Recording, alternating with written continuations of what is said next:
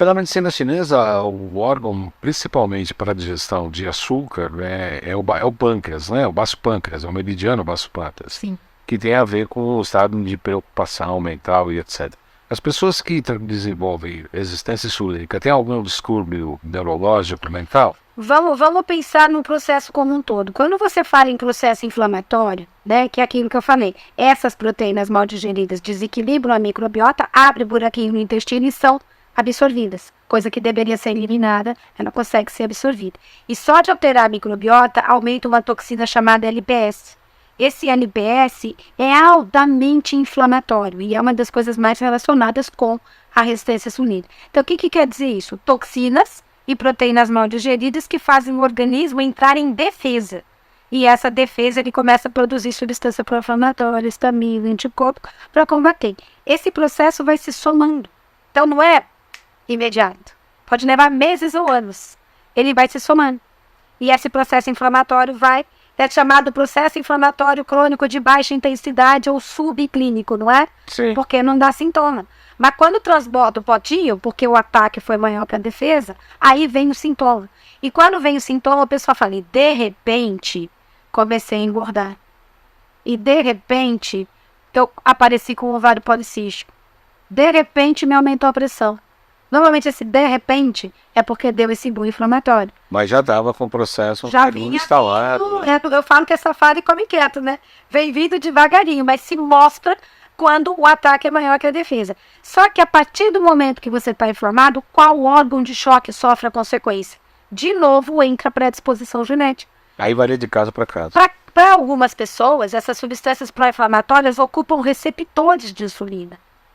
E leva a uma resistência à insulina, por alterar receptores. E aí baixa o nível de nutrição, baixa a absorção. Tudo, porque aí a glicose não entra na célula como deveria, da falta de energia. Isso não quer dizer que ela vai aumentar a glicose a ponto de ter diabetes, mas ela tem a glicose acima do normal para ela. Esse processo gera uma glicotoxicidade que ativa enzima que pode aumentar a gordura abdominal. Gordura abdominal produz substância pró-inflamatória, que produz resistência à insulina, que produz gordura abdominal. Ou seja, círculo vicioso. E aí baixa também, inclusive, energia, ATP na célula, tudo. Porque se você diminui energia, dependendo do nível de receptores ocupados, é aquela pessoa que vai falar para você, depois que eu como, dá um sono infernal. Não é aquela sonolência, né? É um sono infernal. Depois que eu como, eu preciso de um doce. Ou passou um pouquinho que eu comi, parece que eu não comi direito. Ou faltas de energia que nada justifica. Só que a insulina tem inúmeras ações.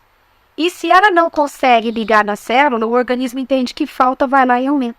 Quando aumenta, ela pode reter sódio, deixar a sua hipertensão. Ela pode reter ácido úrico e aumentar no sangue.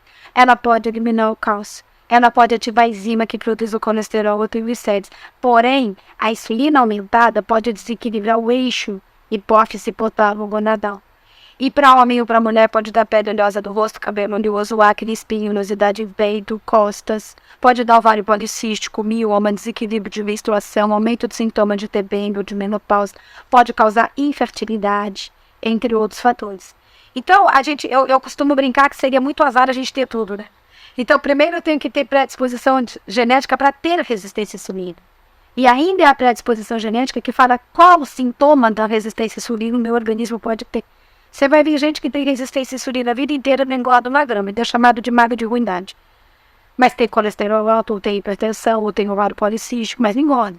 Você vai ver o outro que tem 190 quilos e não alterou o colesterol, nem o triglicérides, nem aumentou a pressão.